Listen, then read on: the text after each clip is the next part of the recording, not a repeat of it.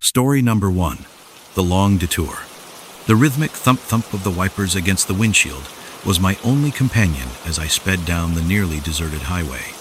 Rain pelted the glass in a constant, relentless hiss, and the glow of my headlights against the streaming water cast shifting patterns that kept my nerves on edge.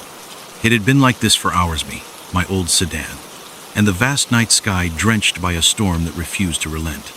I kept telling myself it was just another road trip, just another late-night haul to make it back in time for my best friend's wedding. But something about the darkness outside felt different tonight. The air had an odd, charged quality, as though the clouds overhead were brimming with more than just rain, like they carried secrets, warnings I was too focused on my schedule to decipher. Eventually, the low hum of the engine became hypnotic, and my eyes threatened to droop. I decided to pull off at the next rest stop or gas station I came across. Anywhere I could stretch my legs, sip some coffee, and give my mind a break from the unending curtain of rain. My GPS indicated there was a major stop in about half an hour. Good, I could last that long. I turned up the radio, hoping for static-laced music or an all-night DJ to keep me company, but all I got was the faint crackle of a station too far away to come in clearly. Sighing, I switched it off and pressed the accelerator a bit harder, letting the engine's steady roar fill the silence. 15 minutes later, a faded sign flickered into view on the right side of the highway. Adams Springs, 2 miles.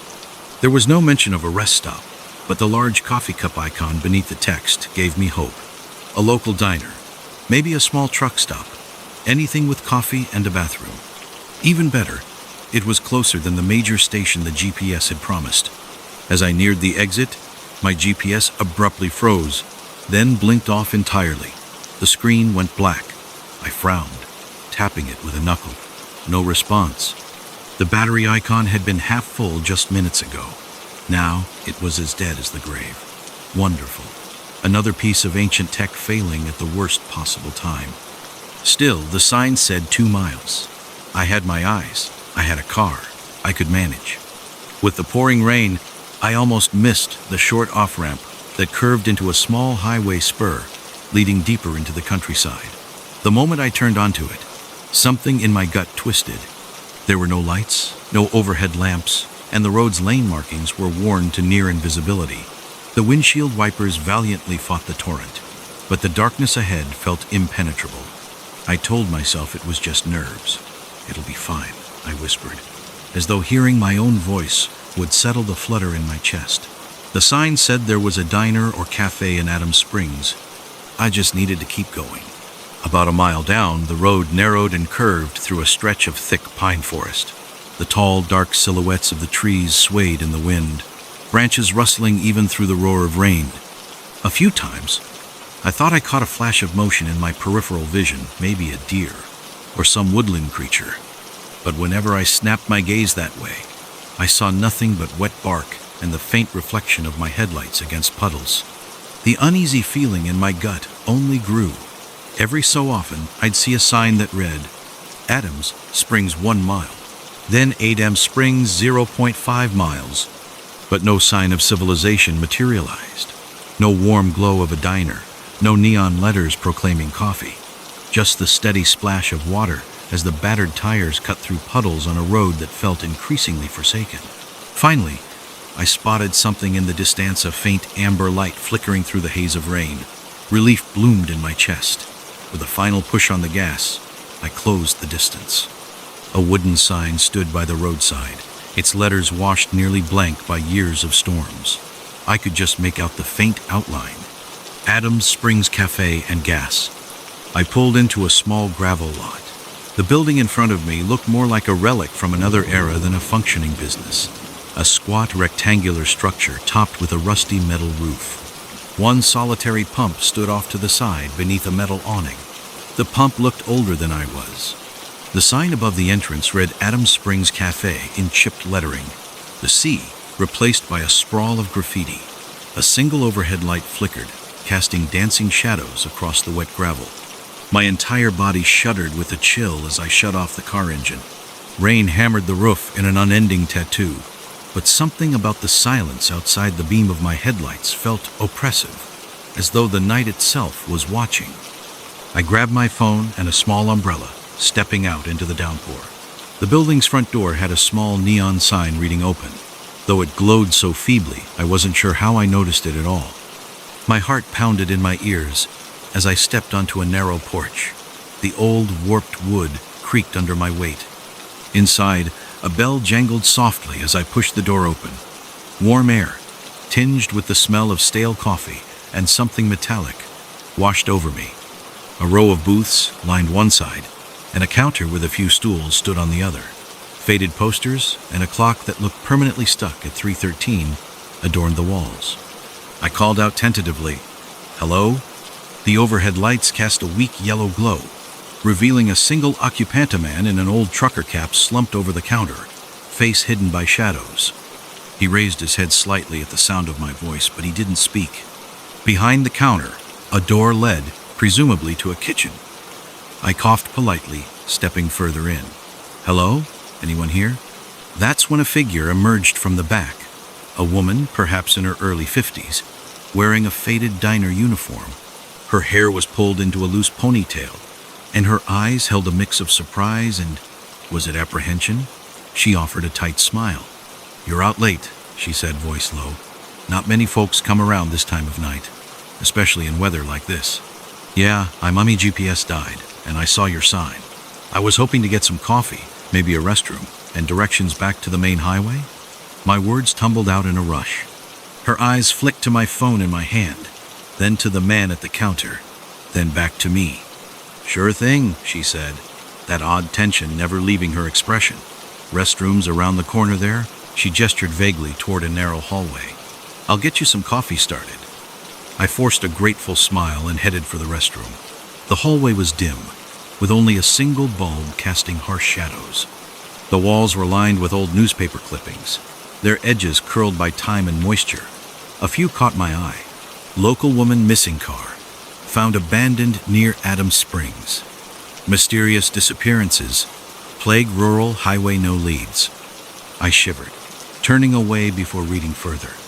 My mind was already conjuring all sorts of grim scenarios. Enough. I needed to focus on finishing this pit stop and getting out of here. The restroom itself was small and dingy, the fluorescent light flickering. I splashed water on my face, letting the cold sting chase away the creeping dread. Just get your coffee and go. When I returned to the front, the woman had placed a chipped mug of steaming coffee on the counter. The trucker-hatted man was gone. I hadn't heard him move or the door jingle. Odd. I slid onto a stool, offering a polite thanks. She nodded, leaning her elbows on the counter across from me. "Highway's about 10 miles back the way you came," she said, her tone carefully neutral. "But it's tricky in the dark, especially with that storm out there. You sure you want to head back tonight?" Something in her voice made me uneasy, like she was urging me to say no, to stay, but that made no sense. "I'd rather not risk driving further," I admitted, sipping the coffee. It was strong, bitter, a jolt of adrenaline I sorely needed, but I'm on a tight schedule. Her gaze flicked again to the door, then back to me. "We have a motel next door, belongs to the same owners. Could put you up for the night for cheap, let the storm pass." I considered it. The coffee was doing little to quell the exhaustion that pinned my eyelids, and that sign outside seemed ominous. "Maybe," I said, trying to sound polite. "Let me think about it." She nodded, a hint of relief ghosting across her face. "Suit yourself. I'll be in the back if you need anything." With that, she left me alone. Alone. Except for the coffee machine's low burble and the wind rattling the windows, the place was eerily silent. My gaze drifted to the corners, the booths, the flickering overhead lights. Something gnawed at me, a feeling that I was being watched. I felt the intensity of invisible eyes, waiting. Finishing my coffee in a hurried gulp, I decided to pay and check out that motel. The storm hammered so viciously it seemed unwise to fight my way back to the main highway.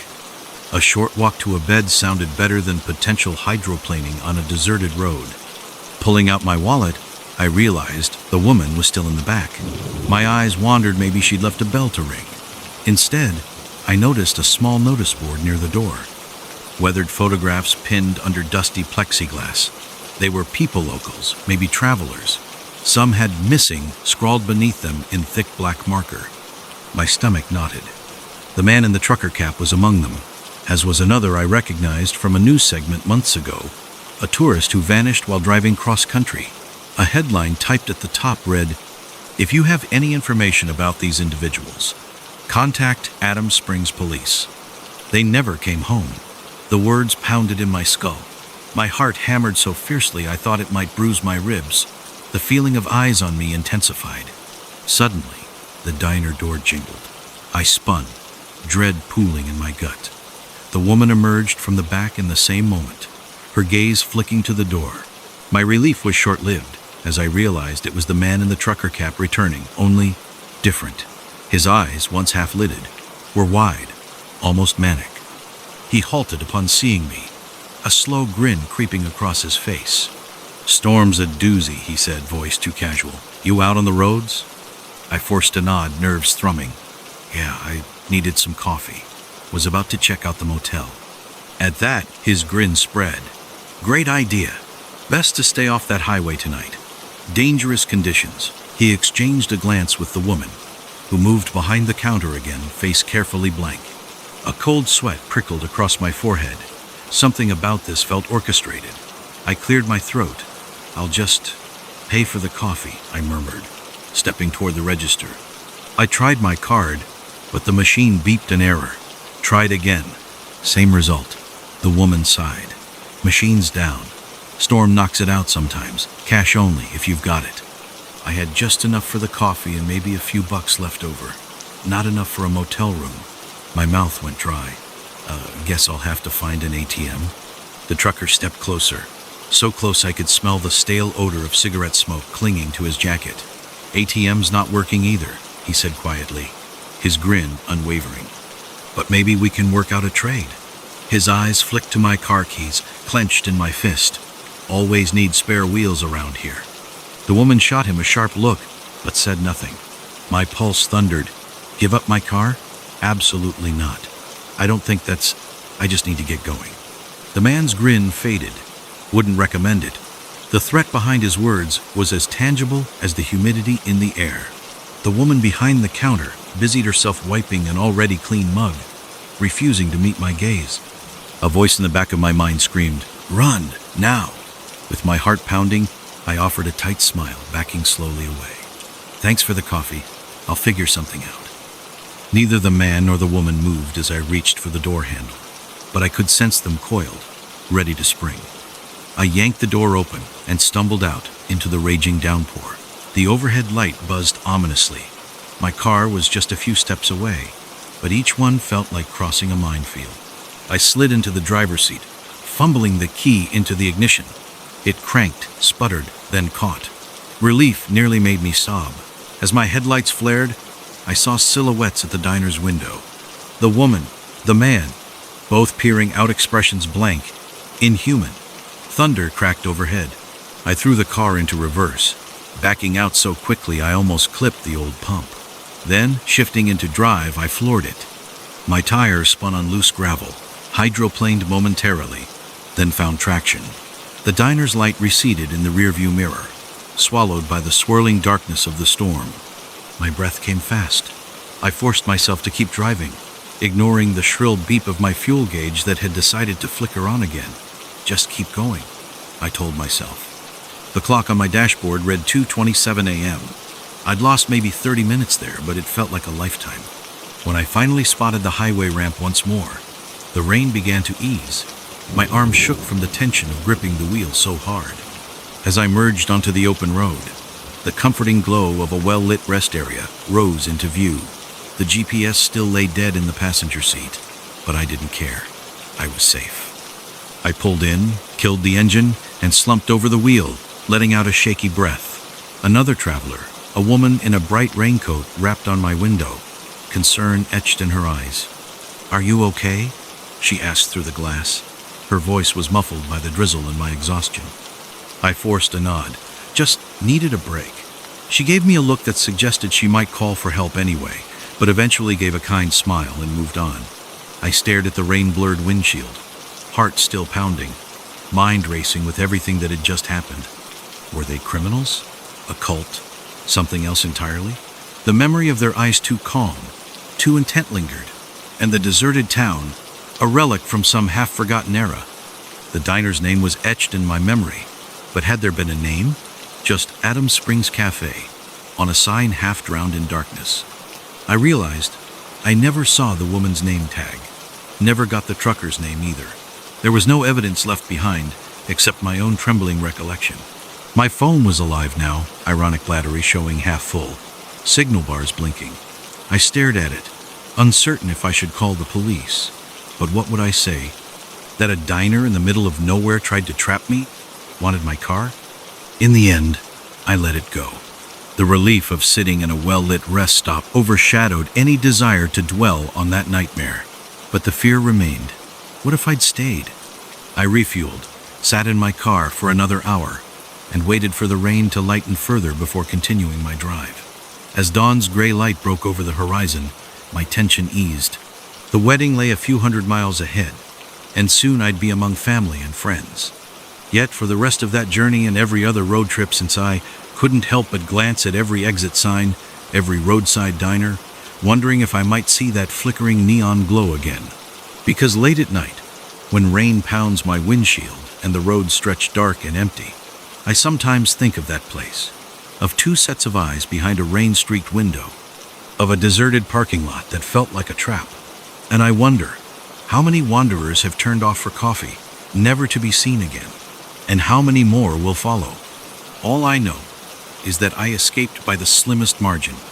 And if you ever find yourself driving late at night, on a lonely stretch of highway with the rain hammering down, and you see a dim sign for an all-night cafe in a place not on your map, drive on. Because sometimes, for the unlucky, road trip shortcuts can lead straight into the darkest corners of the unknown. Story number 2. The motel on the back roads. The headlights of my old Subaru lit up a winding ribbon of damp asphalt as I took the unfamiliar turn off the main highway. Rain had been hammering down for hours, and I was desperate for any kind of shelter. According to the battered sign I'd passed a few miles back, there was a small town or motel in this direction.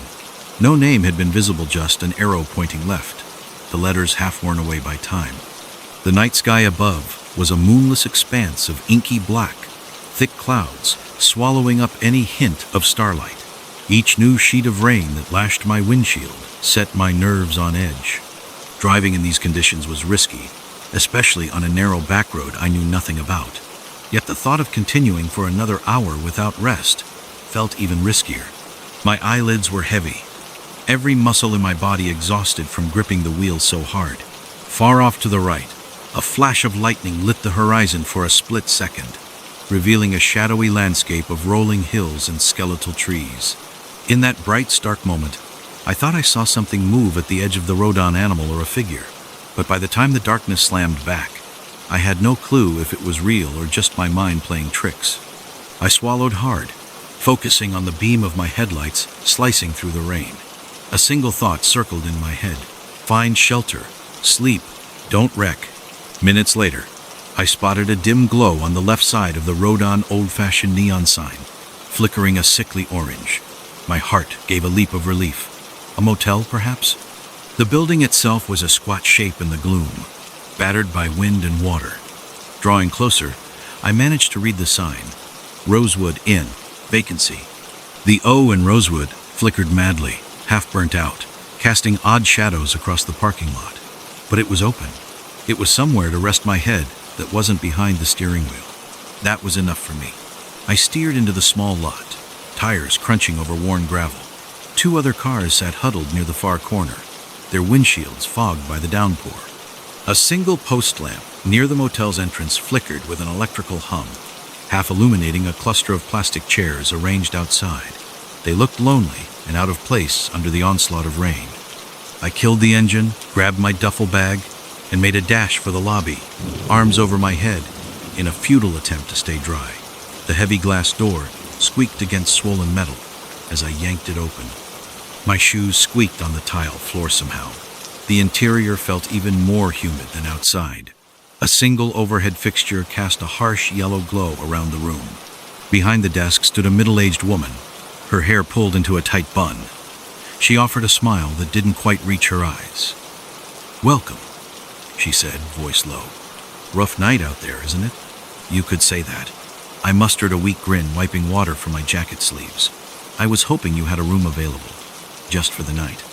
She nodded once. "We have rooms. You'll be the third guest." Sliding a worn ledger across the counter, she tapped a spot on the page. "Sign here." The ledger's pages were damp and warped around the edges, each line listing a name, check-in date, and departure date in spidery handwriting. My pulse skipped when I noticed some of the departure dates blank. Then again, people could pay cash, or maybe the clerk had just forgotten to update. I shook it off as fatigue messing with me. As I scribbled my name, the woman turned to retrieve a key from a pegboard on the back wall. "You can park on the left side," she said. "Room 6 is around that corner." She pointed to a dim corridor behind the lobby. "No coffee or breakfast served here, I'm afraid. But we have a vending machine near the stairs if you need a snack. Just watch your step, it's old." "Thanks," I said, taking the metal key fob. It was shaped like a rose, ironically. "I'll just get some sleep. Might head out early if the weather clears." She nodded. "Sure, good luck out there." Her gaze flicked to the window, where the neon sign glowed anemically against the night. In that second, her face wore a peculiar expression, some mixture of pity and dread. I followed the corridor, passing worn carpeting that squished underfoot with each step.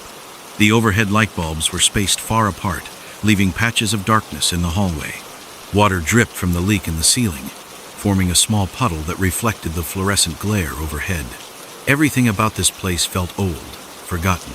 Room 6's door stuck slightly in the frame, forcing me to nudge it with my shoulder. Inside, I found a single lamp on the bedside table casting a weak pool of light. The walls, once painted pastel green, had peeled in patches, revealing an older layer of floral wallpaper.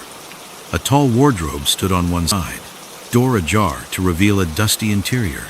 I set my bag down, exhaling. Despite the shabby surroundings, it was a roof over my head. The bed, with its mismatched quilt, looked inviting enough. I locked the door, double-checking that the chain latch was secure. Couldn't be too careful, especially in a place that reeked of decades-old neglect. From the corner near the bathroom, I noticed a musty smell, like damp wood and stale air, probably from old plumbing or a hidden water leak. I decided not to investigate. My only plan was to crash for a few hours, then get back on the road come daylight. Sleep didn't come easily. The relentless downpour pounded the roof overhead. Wind rattled the windows in a steady, jarring rhythm. Each time I felt my eyes droop, some new sound would jolt me awake, a loud drip from somewhere in the walls, or a muffled thump from the room next door. At one point, a particularly loud scratch at the base of the wall set my nerves screaming. Maybe a rat, or some other critter that had made the motel its home. Gritting my teeth, I buried my head under the pillow, praying I could drown out the weirdness. Around 1 a.m., something else happened. An eerie hush fell over everything. No rustle of trees, no water gurgling in the pipes, no footsteps in the hallway. Just absolute stillness, as if the storm had decided to hold its breath. That, more than anything, made my skin crawl. I lay there, heart pounding, scanning the darkness, convinced that if I turned on the light, I'd find someone or something waiting. Eventually, exhaustion won out, and I slipped into an uneasy sleep filled with dreamless blackness. A loud knock tore me from slumber. My heart lurched as I fumbled for the bedside lamp. The clock read 2:46 a.m. The knock came again, heavier, more insistent. I tried to speak, but my mouth was dry. "Who is it?" No answer, just a third knock, rattling the door on its hinges. My mind raced with possibilities of fellow traveler needing help, the manager, or something more sinister. I crept to the door, the chain latch still in place. Opening it just an inch, I peered out. The hallway was dark, the overhead light flickering. No one stood in front of the threshold. Rain hammered the tiny window at the far end of the corridor. A chill traced up my spine. Another knock, this time on the window behind me. I spun, breath locked in my lungs. The curtains over the small glass were pulled shut, but they shifted slightly, as though someone brushed against them from outside. But that was impossible. Room 6 was on the second floor. The roof extended out, sure, but scaling it in a raging storm? My mind reeled. The knock came again, sharper, making the glass quiver. Summoning my courage, I took a step forward, reached for the curtain, and yanked it open. A wave of thunder crashed at that exact moment, lightning streaking the sky. For a heartbeat, I saw nothing out there but swirling rain. Then the flash illuminated a shape pale, elongated, clinging to the outside ledge, its eyes reflecting the lightning's glow with a savage intensity. My heart seized, and I let out a strangled cry, stumbling back, letting the curtain fall closed again. My entire body shook. I hurried to the door, intending to run for the lobby or anywhere else. Flinging it open, chains still dragging across the frame, I found the hallway abandoned, just the flickering overhead bulb and the stale stench of old carpeting. I stepped out, glancing both ways. No sign of the clerk or any guests. From inside room 6, a scraping noise echoed like nails against glass. I couldn't do it. I couldn't go back in there. Shaking, I forced my legs to move, heading for the stairs at the far end of the corridor. My mind repeated one thing: get out, get out, get out. I raced down the stairwell, nearly slipping on the final step. The lobby was dark, no clerk behind the desk, no overhead lights shining. Rain dripped from my hair, though I couldn't say if it was from outside or sweat from panic. I needed my car keys, thankfully. They were still in my jacket pocket. Lightning flashed again through the lobby windows, revealing silhouettes outside. At first, I thought it was just the reflection of the old neon sign. But as the flash lingered, I saw at least 2 figures standing near my car, unmoving, as though waiting for me. Something about their posture, the tilt of their heads, made me reel back in terror. Was the entire place a trap? My thoughts blurred. Maybe I should call the police. But my phone was in the room upstairs. No chance I'd go back. Another roll of thunder rattled the building, and the overhead light in the lobby blinked to life for a moment, revealing the clerk standing behind me in the gloom, her expression unreadable. I whirled, nearly colliding with her. "What's happening?" I gasped, voice raw. She pursed her lips, eyes flicking to the door. "You saw it," she whispered. "Didn't you?" "What? The thing on my window? Who are those people outside?" My words tumbled in a rush, barely coherent. She didn't answer.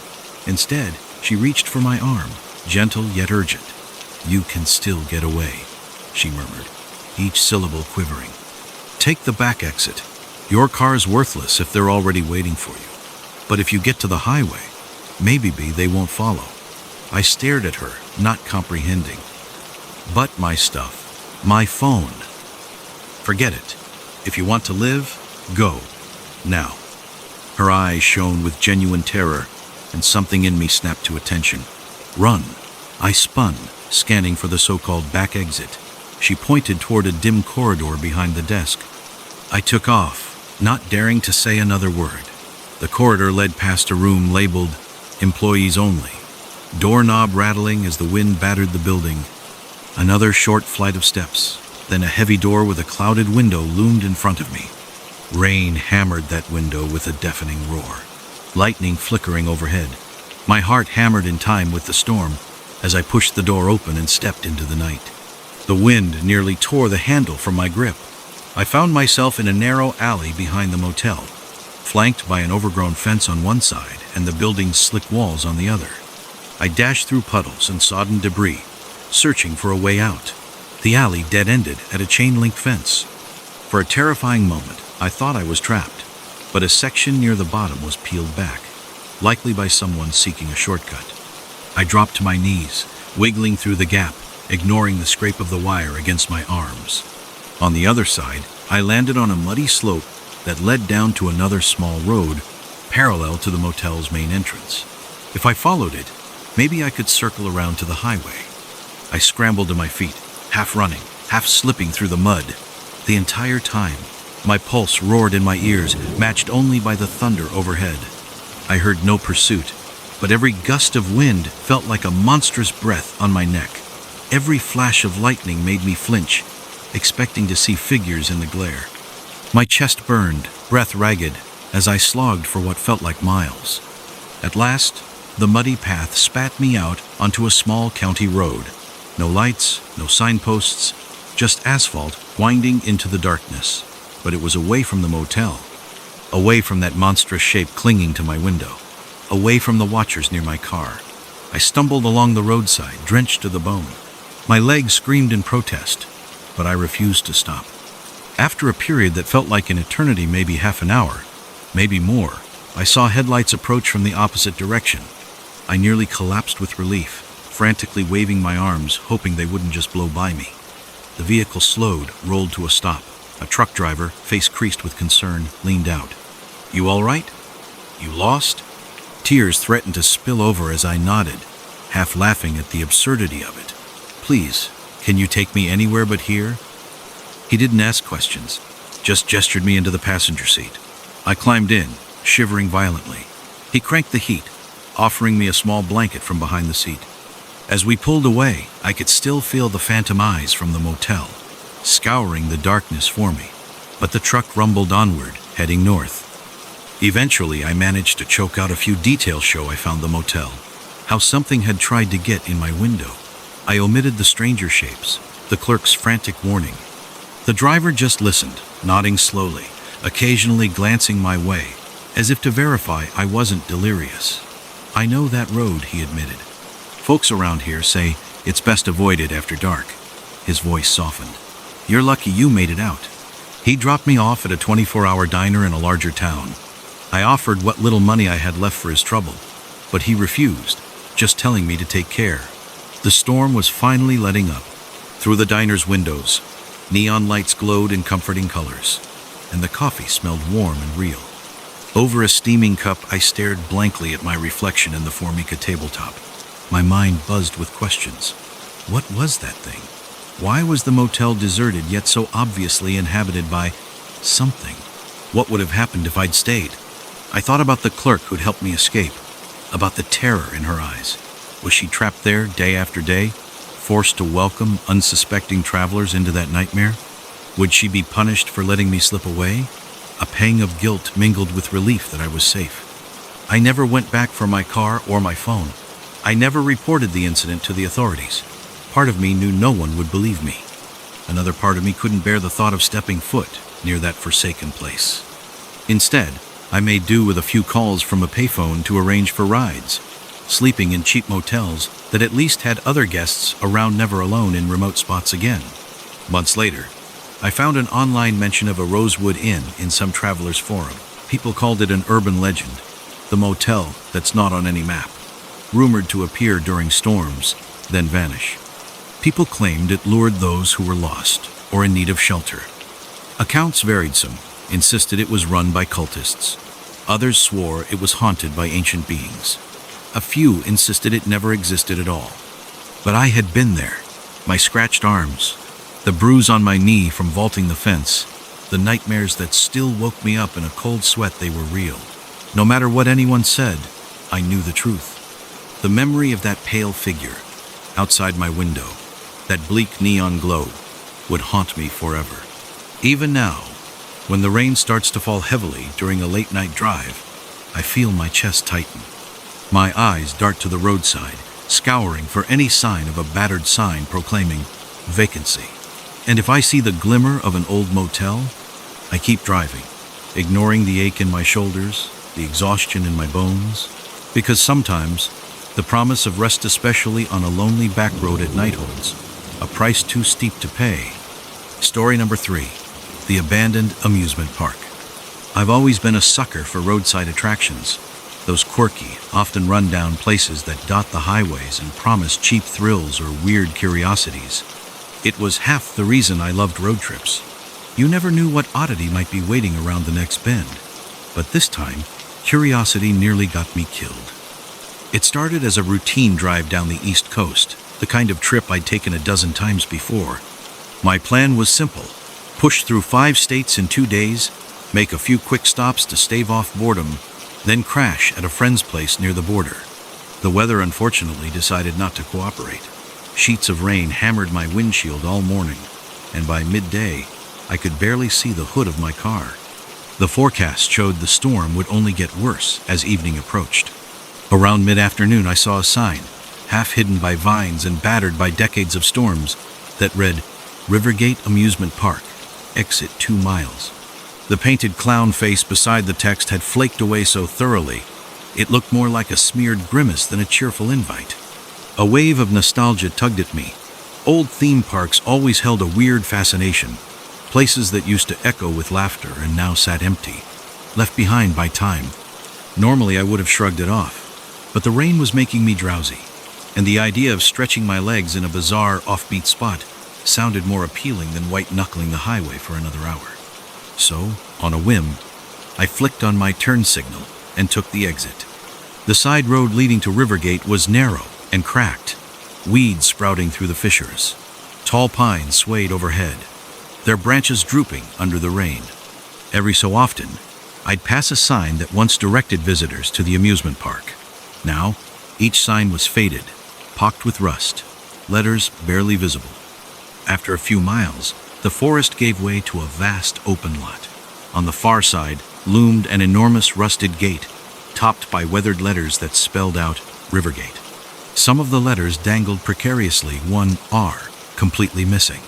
My headlights illuminated a gatehouse, its ticket window shattered.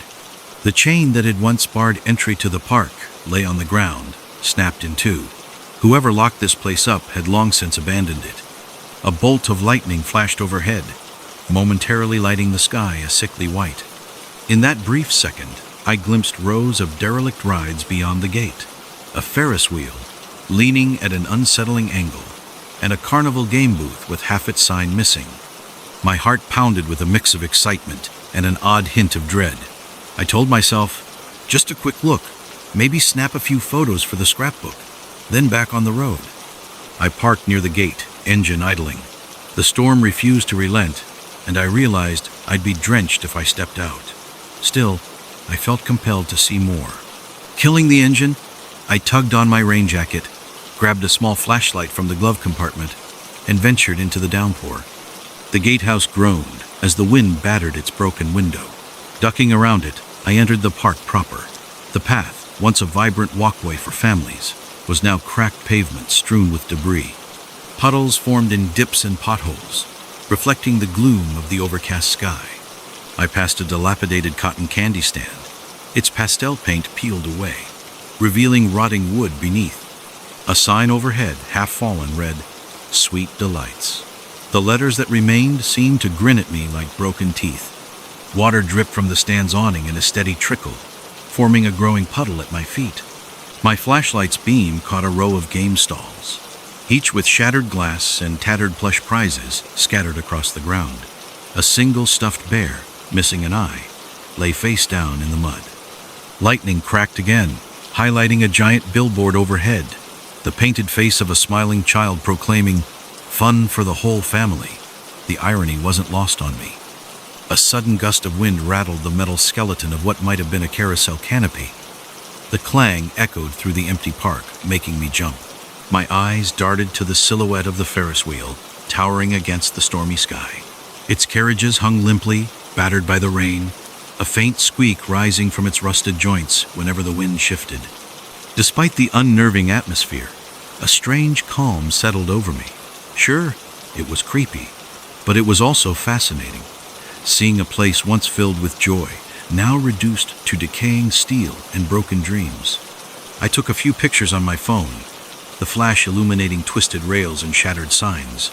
That's when I heard it. A faint sound, barely audible over the rain, but definitely there. It was like a giggle, high-pitched, childlike, carrying for only a moment before the storm swallowed it up. My chest tightened. Just the wind, I told myself. Yet the back of my neck prickled with unease. I scanned the darkness, flashlight bobbing across overturned trash bins and sagging carnival tents. No one was there. I swallowed, forcing a laugh that sounded hollow in my own ears. Getting spooked by your own imagination, I muttered. Time to wrap it up and go. But my feet didn't listen. Instead, I found myself heading deeper into the park, drawn by a curiosity I couldn't explain. Each step squelched in the muddy ground. Overhead, a tangle of overhead cables, once strung with festive lights, now sagged precariously. The tall shapes of defunct rides loomed like silent sentinels, missing panels or partially collapsed. The smell of wet rust and mildew clung to the damp air. Turning a corner, I nearly walked into what used to be the park's main midway.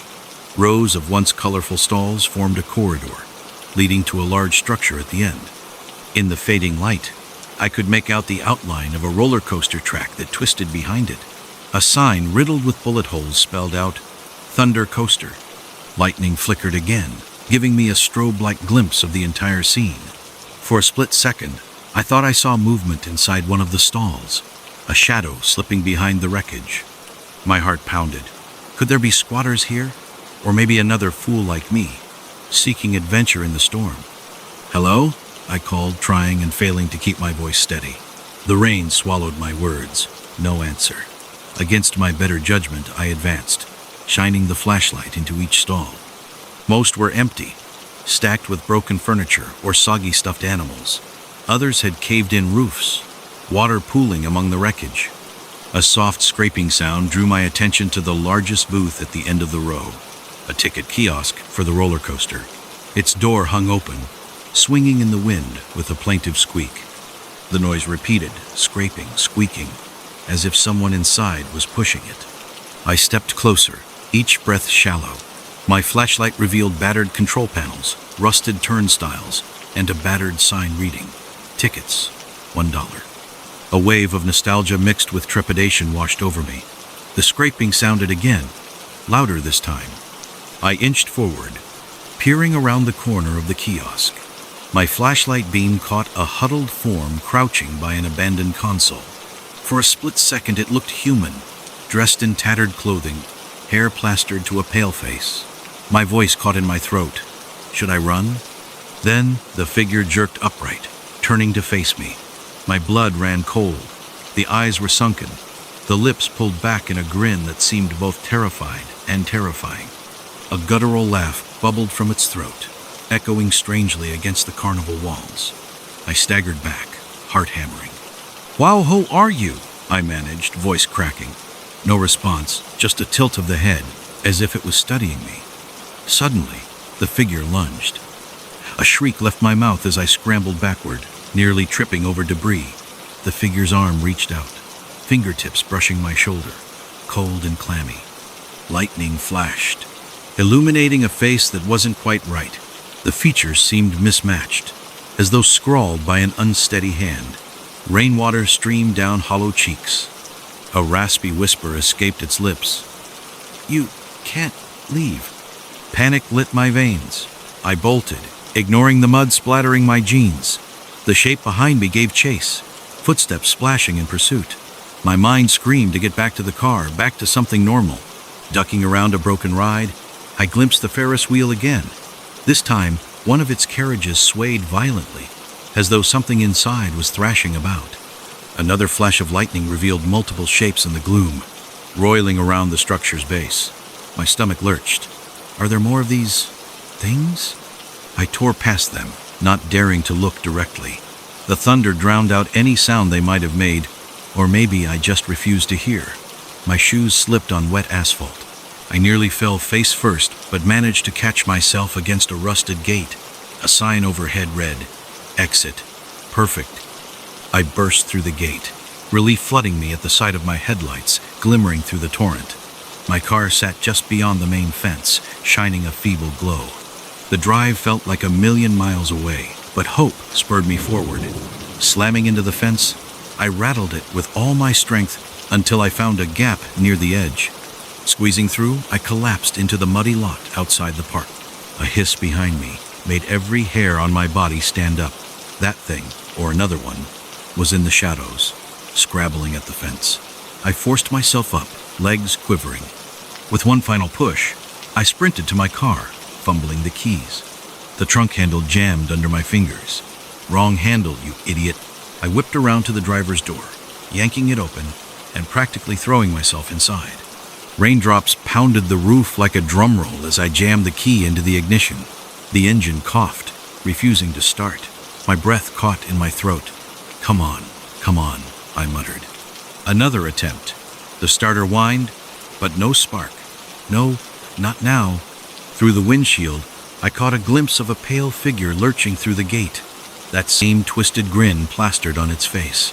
A strangled sob escaped me. I tried the engine again, foot pressing the accelerator. This time, by some mercy, it roared to life. I didn't wait to see if the figure would approach. Throwing the car in reverse, I spun the wheel.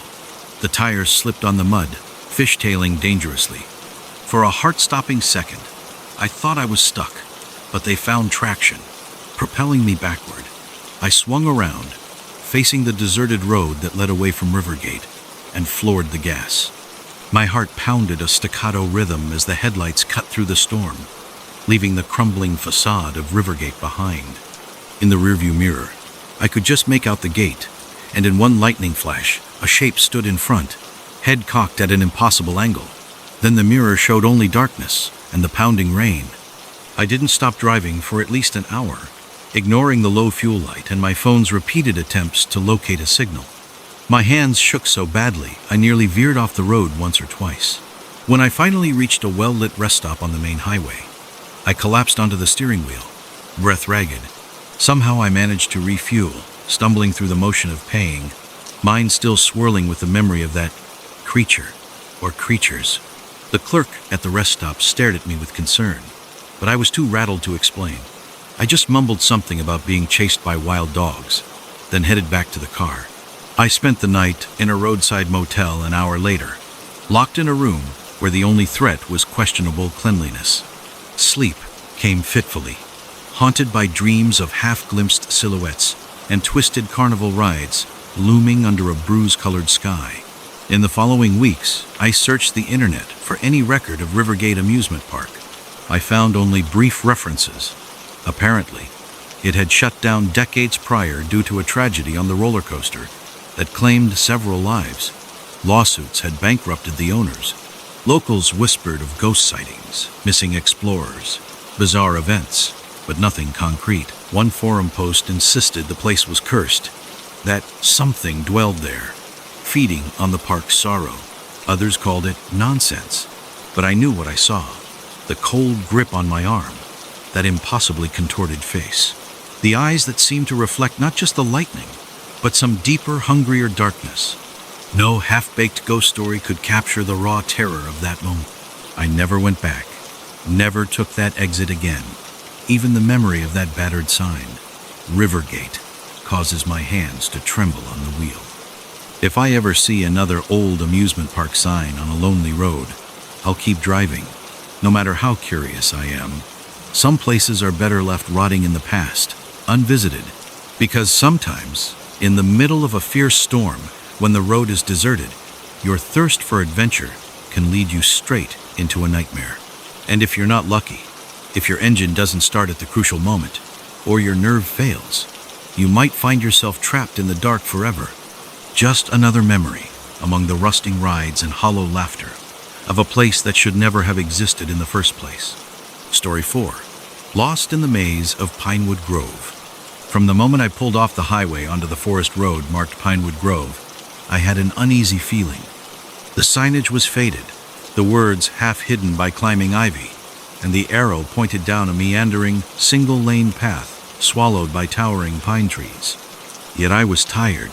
The rain had been relentless for hours, and my original GPS route was flooded out due to a swollen river.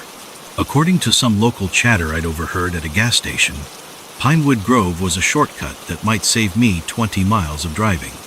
I should have known better than to trust a random tip, but my stubbornness and exhaustion won out. So I pressed the accelerator, telling myself it couldn't be that bad. Just a scenic detour through the pines. The rain was a persistent hiss against my windshield. Now and then a gust of wind would rattle the car, sending water sloshing sideways across the glass.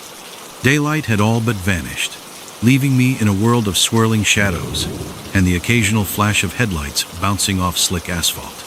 My battered sedan's wipers worked frantically, but it felt like a losing battle against nature's fury. As the minutes ticked by, the forest thickened.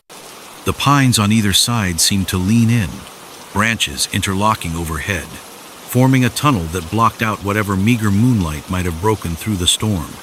My headlights illuminated only a few yards ahead, before being swallowed by darkness. the trees looming like silent sentinels. I couldn't help but recall ghost stories about travelers who took wrong turns in old forests, vanishing without a trace. I shook off the thought, focusing on the narrow road, determined to rejoin civilization soon. Yet each time I glanced at my phone, I saw 0 bars of service. The battery icon edged ominously low, mocking me. No signal, no map, just me and Pinewood Grove Road. My tension spiked when I saw something blink in the distance, a faint flash of red, maybe taillights. Another car? Relief surged. If someone else was out here, maybe I wasn't making a colossal mistake. Easing up on the gas, I tried to keep pace, but the flashing lights disappeared behind a bend. I pressed on, scanning the gloom for any sign of their vehicle. Nothing. Just the unending canopy and the endless drumming of rain. Then, out of nowhere, a figure appeared on the side of the road. My heart lurched. Slamming the brakes, I came to a skidding halt, the car sliding dangerously on the wet pavement. The figure was illuminated in my headlights, a woman in a soaked poncho, arm raised in a pleading gesture. I rolled the window down an inch, rain spraying in. "Are you okay?" She stepped closer, face partially shadowed by the poncho's hood. "My car died," she said, voice trembling. "I've been walking for miles. Could you help me get to town?" Every rational voice in my head screamed caution. Picking up strangers on deserted roads was how horror stories began. But what was I supposed to do? Leave her there in the storm? "Hop in," I managed, forcing a reassuring smile.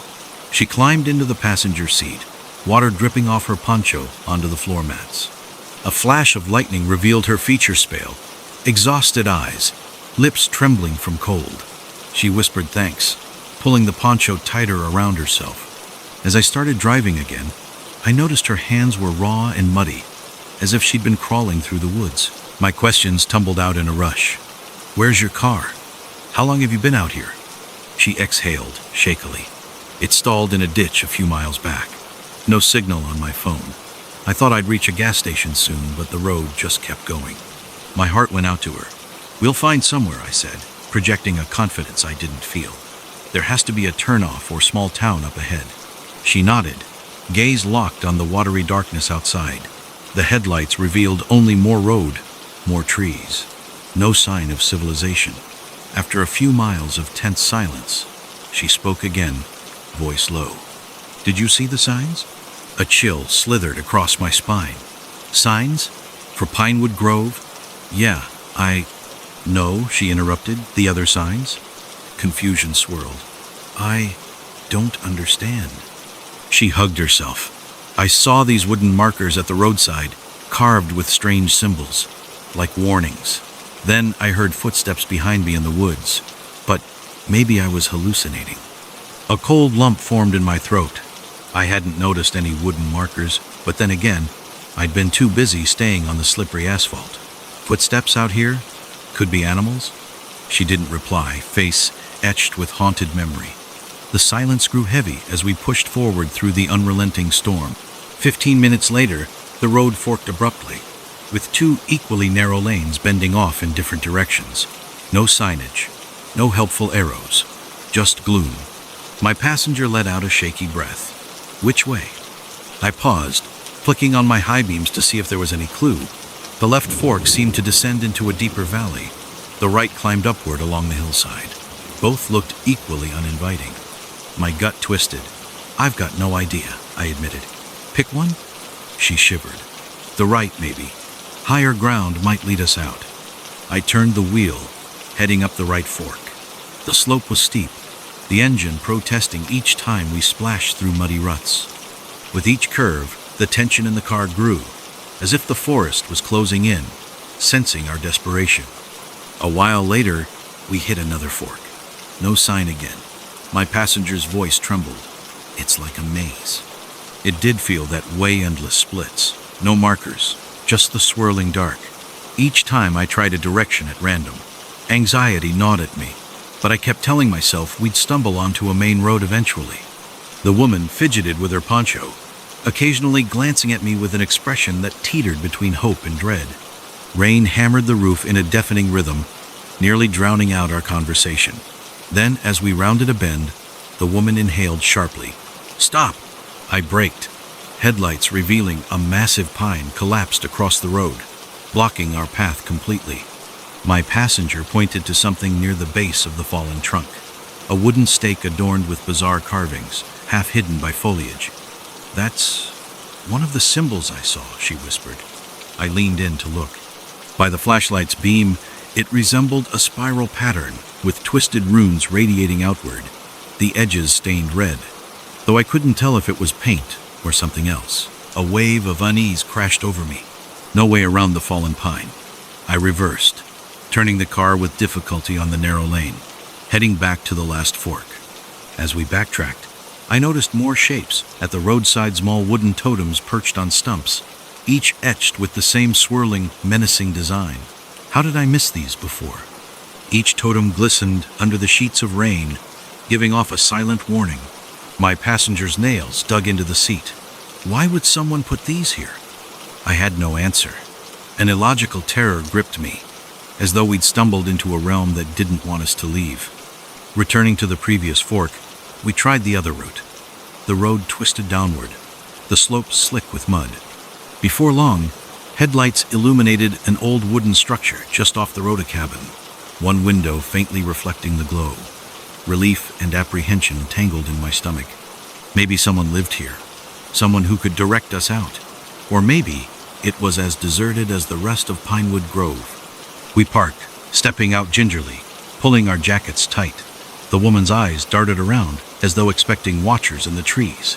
The cabin's porch creaked under our weight. I raised a hand to knock, noticing the door stood ajar. "Hello?" I called. The interior was dark except for a single candle guttering on a makeshift table. A wave of musty air drifted out. No voices answered. We shared a glance. My passenger took a shaky step back, but I ventured in, swallowing my fear. The place was a single room, lined with old shelves. Dust coated every surface, footprints in the grime indicating recent activity. On a rickety chair lay a coat, still damp. Someone was here, or had been very recently. My passenger let out a soft gasp, pointing to a side table. Another wooden carving stood there, a small effigy matching the designs we saw earlier, spiral runes swirling across its surface. Suddenly, a noise movement from somewhere behind the cabin. The flickering candle revealed a doorway leading to what looked like a storage area. My pulse thundered. "Maybe it's the owner," I whispered, though dread coiled in my gut. We tiptoed around the table, each step an exercise in silent terror. The back room was cramped, full of stacked crates. Rain dripped through a hole in the roof, forming a small puddle. In the corner, something shifted. Our flashlight caught a human figure crouched behind crates. "Hey," I began softly. "We're lost." No response. I took a step closer. The figure, an older man with hollow cheeks and wide, fearful eyes, wore clothes that seemed a size too large, soaked through. He clutched another of those carved totems against his chest like a talisman. My passenger stifled a gasp at the sight. The man finally noticed us, jumping up. "You have to leave," he hissed, voice cracked with desperation. "They'll come. They always come when strangers enter Pinewood." My mind spun. "What? Who will come?" He shook his head wildly, pressing back against the wall, as if our presence alone was too much to bear. "At night, the forest claims you. Those symbols, warnings. Too late now. Too late." My passenger's hand found mine, trembling. I could barely find my voice. "Please, just tell us how to get out." A sob escaped him. "No escape. Not once the Watchers mark you." He thrust the carved figurine out, pointing at us. "You saw them. I know you did." I wanted to refute his madness, but images of the totems on the roadside, the bizarre shapes, the sense of being watched all hammered at my thoughts. Before I could press him further, he lunged, pushing past us, and darting out into the rain. We heard the cabin's front door slam, then silence. The candle wavered, casting monstrous shadows on the walls. Panic flared. We retreated to the main room. The old man was gone, along with the watery footprints he'd left. Outside, the storm raged. Through the half-open door, lightning revealed only the swirling night. He said, "There's no escape." My mind screamed to at least try. We ran back to the car, ignoring the stinging needles of rain. As we sped away from the cabin, the road curved deeper into the blackness, pines looming overhead like a shroud. Every nerve in my body felt raw, convinced that at any moment, something would emerge from the trees. My passenger stared wide-eyed at the reflection in the side mirror, as if expecting the old manor Worstow appear in pursuit. We drove aimlessly, following the path where it led, turning at each fork with random desperation. Sometimes we passed more carved stakes hammered into the ground, each more intricately carved and foreboding than the last. My passenger half sobbed at each new sight, pressing herself into the seat, too terrified even to speak. At some point, the pavement gave way to gravel, then dirt, and the wheel jerked in my grip. Branches scraped the car's sides like skeletal fingers.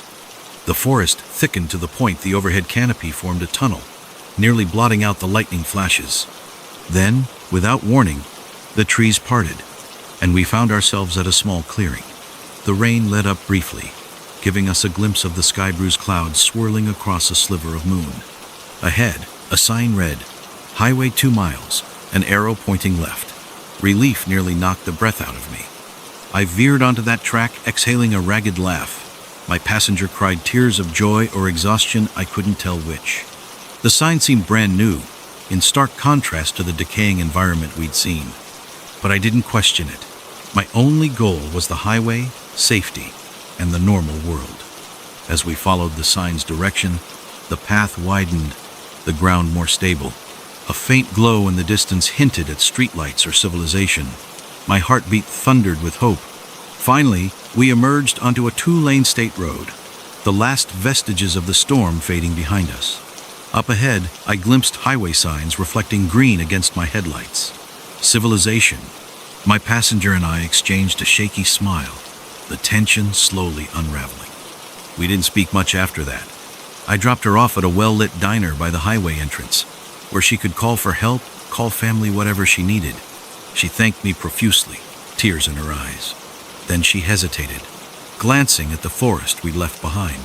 "Do you think, that man?" I didn't let her finish, because I didn't have an answer.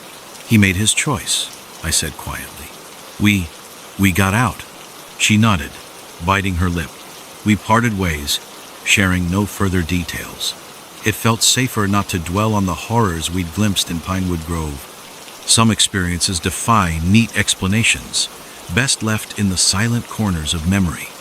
I continued my journey, though I found no restful sleep that night. A gloom clung to me like the dampness of that cursed forest. Days later, I tried searching online for references to Pinewood Grove, a small local road, backwoods. I found faint mentions, travelers lost, bizarre sightings of carved stakes, but no official map pinned it down precisely. It was as though the forest itself shifted, devouring all evidence of its existence. In the end, I told myself it was just a nightmare, an overblown patch of countryside with local superstitions. But sometimes, late at night, when I drift through remote roads again, I catch myself scanning the tree line, waiting for a glimpse of those swirling symbols or a hunched figure among the pines. Because deep down, I sense that Pinewood Grove is still out there somewhere, lurking beyond the highways, waiting to ensnare the next unlucky soul who believes a shortcut sign or trusts a broken GPS in the middle of a storm. And if they ignore the warnings, if they miss the twisted totems that line the path, they might never re-emerge from those shadowy depths of the forest. They might become just another lost traveler left to wander among the ancient pines and carved stakes, unable to escape the watchers that haunt the hush between the trees.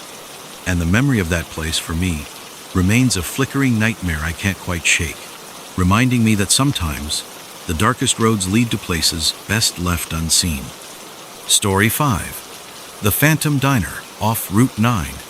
If you've ever driven a lonely road late at night, with the rain thrumming on your windshield, you know how the world can start to feel like a tunnel. Just you, the hammering downpour, and an endless strip of asphalt. That was how it felt for me on Route 9, lost in the disorienting swirl of heavy storm clouds, and the glare of my own headlights reflecting off slick pavement. Every so often, lightning would ignite the sky, revealing an empty, waterlogged horizon as far as I could see. I'd been on the road for over 6 hours, fueled by convenience store coffee and sheer stubbornness. My original plan was to find a motel before midnight, but the storm had slowed me down so much that every small roadside inn was either closed or too far behind me to warrant turning back. I kept telling myself I'd find something just up ahead, a place to rest my head until morning. My determination, however, was wearing thin. Around 1 a.m., I spotted a flicker of neon in the distance through the deluge. At first, I thought my eyes were playing tricks. The storm had turned everything into a distorted reflection of itself. But as I drew closer, the glow coalesced into a sign, Birdie's Diner. My heart leapt. A 24-hour joint, perhaps? Good enough for a brief respite, maybe even directions or a tip about a nearby motel. Slowing my car, I pulled into the small gravel lot. Lightning flashed overhead, illuminating a single-story building that looked more 1950s than modern. A metal facade trimmed in neon tubing, half of which flickered uncertainly. The weather had done the place no favors. Rust streaks ran across the walls and water droplets dripped from a sagging awning. Still, an open sign in the window glowed steadily, beckoning me inside. I dashed through the rain, reaching the diner's door with shoes already soaked. A soft bell chimed as I pushed it open. Immediately, I was met with the smell of old coffee, frying oil, and something vaguely sweet, maybe pie? Warmth flooded the small interior, along with the hum of overhead fluorescent lights. Wiping rain from my jacket, I glanced around. The place was nearly empty. A single waitress behind the counter jerked her head up at my entrance, offering a polite nod.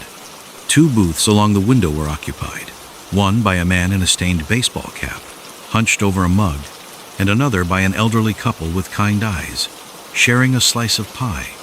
The overall air was subdued, but welcoming enough. "Evening," the waitress said, her voice tired yet friendly. "Grab any seat you like, hon. Coffee?" I nodded vigorously. "Yes, please." After scanning the booths, I opted for a stool at the counter.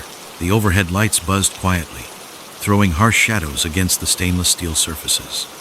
My reflection looked exhausted, hair flattened by rain, eyes ringed with fatigue. The waitress poured a steaming cup, sliding it before me. "Rough night, huh?" She eyed the water dripping from my sleeves onto the floor. I let out a weary laugh. "You could say that. Been driving through this storm for hours. Figured I'd stop here, see if there's a motel nearby. Or anything." She nodded, sliding a napkin my way.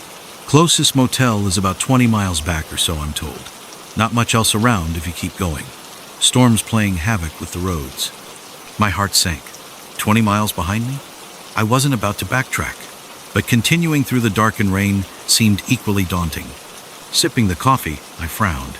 It was strong, bitter, but comforting. "Guess I'll figure something out," I mumbled. "Maybe the roads will clear up soon." Her face tightened, just for a moment, as though she wanted to say something more. But then the baseball cap man at the booth waved for a refill, and she wandered over, leaving me with my thoughts. Lightning flashed outside, casting the diner in stark relief. For just a second, I thought I saw a figure pass by the window, tall, almost spindly. But the bright afterimage left me blinking. Nothing was there. Must have been the reflection of the neon sign, I told myself. Still, a hint of unease coiled in my gut. I drummed my fingers against the counter. The diner was cozy enough.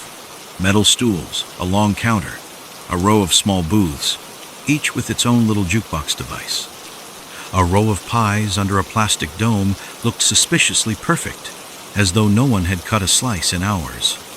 The overhead radio played a soft country ballad, barely audible over the hiss of rain and occasional rumble of thunder. The elderly couple finished their pie, rose to pay. I overheard them murmuring to the waitress, something about the roads not letting up and storms unnatural. She gave them a tight smile, nodded politely. They exited with the jingle of the door. Now only me, the man in the cap, and the waitress remained. The man stared into space, hands around his mug as though in a trance. I finished my coffee and signaled the waitress for a top-up, mustering courage to ask for more info about the roads ahead. She poured another cup, expression guarded. I cleared my throat. "So, do you think heading further is a bad idea? I'm beat, but I don't want to drive 20 miles back." She hesitated, eyes flicking to the window. Some folks say there's a turnoff, a logging road maybe, about 10 miles up. Could be used for a short detour. But in this weather, it's dicey. You sure you won't just wait it out here? I shrugged. I appreciate the offer, but I can't just sit in a diner all night. A half laugh escaped me. I'm on a schedule, ironically enough. Her lips pressed thin. Your call. She opened her mouth as if to say more, then sighed. Maybe get a slice of pie before you go, on the house. Normally, I'd decline freebies, but I was hungry and oddly touched by her concern. Sure, thanks. She slid a plate over, topped with a wedge of what smelled like apple cinnamon. As I dug in, the taste soothed some of my nerves. Sweet, warm, perfect contrast to the savage storm. Halfway through the pie, the man in the booth suddenly stood. He walked toward the door, not looking at either of us. But as he passed me, he paused, turning just enough for me to see his face in the fluorescent light. Gaunt, with dark circles under his eyes. He opened his mouth as if to speak, then closed it again. Finally, in a low, raspy voice, he muttered, "Best not keep going. Once you're out there, it's not so easy to come back." The door chimed, and he vanished into the downpour before I could respond. I exchanged a startled glance with the waitress. Her eyes dropped. "He's been here a while," she murmured. "Comes in from time to time. Never says much." A hint of fear laced her tone, as though his warning extended beyond typical caution. A swirl of dread prickled at my spine, but I had no intention of sleeping in my car under these conditions, and returning to the last motel seemed equally grim. So, after finishing my pie, I slid a few bills onto the counter for the coffee, ignoring her protests about it being on the house. Then I rose, adjusting my jacket. "Thanks, truly. I'll figure it out." She only nodded, a haunted look in her eyes. Outside, the rain hammered even harder. I dashed to my car, fumbling the keys. In the glare of the neon sign, I thought I saw a shape at the far corner of the lot, tall, unmoving. Heart drumming, I whipped my head around, but it vanished. My imagination again? Probably. Still, I felt eyes on me as I slid into the driver's seat. The engine started with a reassuring roar. Lightning spiderwebbed across the sky, revealing the diner's silhouette one last time before I pulled out. I glimpsed the waitress at the window, watching me go, her posture tense as if she knew something I didn't. Route 9 stretched on, dark and serpentine. Each mile felt heavier, the storm an unrelenting cloak of water. My wipers battled valiantly. After about 10 miles, I spotted a sign, scrawled with chipped paint, "Rockwood Logging Road." This must be the turnoff the waitress mentioned. The rest of the highway looked deserted and waterlogged, so perhaps this side road was my best shot at a shortcut, or at least to find a safer route. I turned the wheel, tires crunching onto gravel. The headlights revealed a narrow lane, thick pines looming on both sides. The swirling wind made the branches dance in a maddening pattern. For a moment, dread gripped me, memories of half-lost travelers in the forest swirling in my mind. But I forced myself forward. It's just a logging road, I thought. The further I drove, the more the sense of wrongness grew. Raindrops against the canopy had an odd echo, as though reverberating inside a cavern. My headlights occasionally caught reflective flecks in the undergrowth, like eyes watching from the brush. And the road, it didn't seem to match what I expected. Instead of gentle curves, I encountered bizarre forks and steep climbs. My GPS, of course, was useless. No signal to speak of. Lightning flared again, showing me a small clearing up ahead. Maybe I could turn around, or find a place to pull off until the storm eased. Relief flitted through me. But as I neared the clearing, something, or someone, moved at the edge of the light. A tall figure, reminiscent of the shape I thought I'd seen outside the diner. My heart kicked up a notch. I braked, trying to see more. Another flash, and the figure was gone. Instead, I saw a sign, a battered wooden post hammered into the ground. Rolling the window down just enough to keep out most of the rain, I angled my flashlight out. The sign read, "You chose this road," scrawled in white paint, dripping from the dampness. A spike of fear stabbed through me. The words felt personal, like a direct warning. I need to leave. But as I tried to maneuver the car, the lane behind me had turned into a swamp of mud and storm runoff, blocking the way I'd come. Panic began to surge. Lightning flashed once more, bright as day, revealing the figure standing just behind the sign. Unbelievably tall, limbs too elongated, face obscured by the half-dark. It raised an arm toward me. Instinct propelled me to slam the accelerator, the car lurching forward into the clearing. The interior lights flickered as I fishtailed on wet gravel, nearly losing control. My chest was a drum, each breath a gasp. Behind me, or maybe to the side, I sensed motion. My headlights danced across the trees, catching glimpses of shapes, multiple shapes, gliding among the trunks. For a horrifying second, I thought they were people, but their proportions seemed off. In each burst of lightning, I saw elongated limbs, heads cocked at unnatural angles. They slithered or slid, or maybe I was losing my mind. The wind rattled the car, an unholy wail echoing through the night. Suddenly, the road angled up a steep slope. I pressed the pedal, engine roaring in protest. The wheels spun, mud spraying. Treetops swung wildly above, battered by the storm. Just keep going, I told myself, ignoring the shapes that flitted at the edges of my vision. More signs, half-rotten, flashed by, their words barely legible. Snippets. No return. Beware you can't. With every second, thunder crashed so loudly it rattled my teeth. At the top of the slope, I saw a break in the pines, the faint gleam of another road. My battered heart soared. If I could reach it, maybe I'd find a main route, or at least something leading away from this cursed maze. The phantom shapes in the trees seemed to gather, rustling branches, letting out shrill cries or howls that merged with the wind.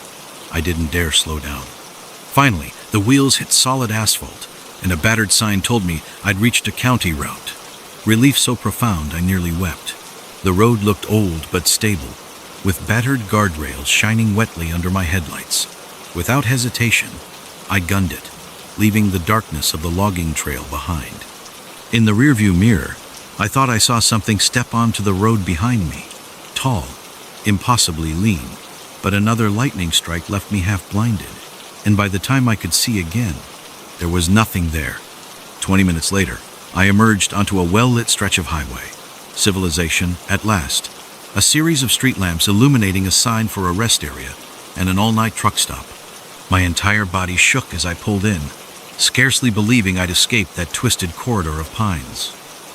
The rain still poured, but the suffocating gloom felt distant now, replaced by the harsh fluorescence of the truck stop canopy.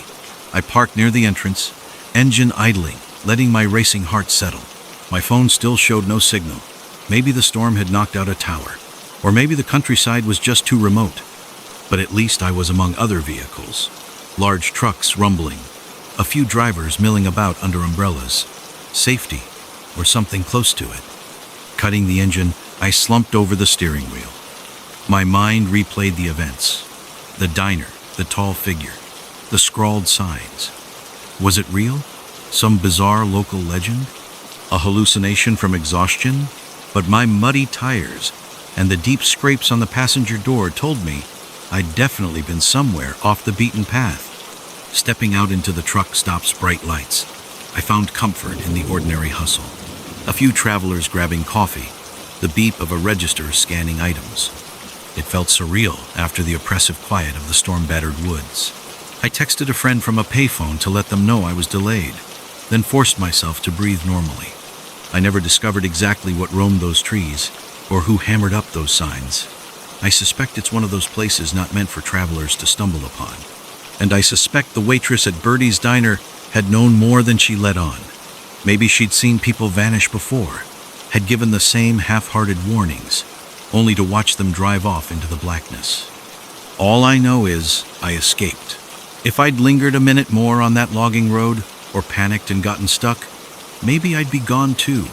Another story about a traveler who never arrived at their destination. Even now, months later, passing an unmarked turnoff in the rain makes my pulse quicken.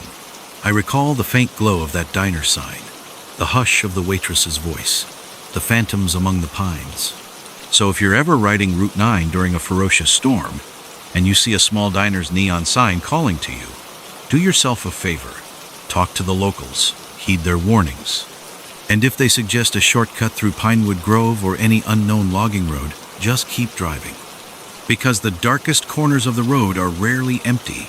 Sometimes, they're filled with watchers who have no intention of letting you leave.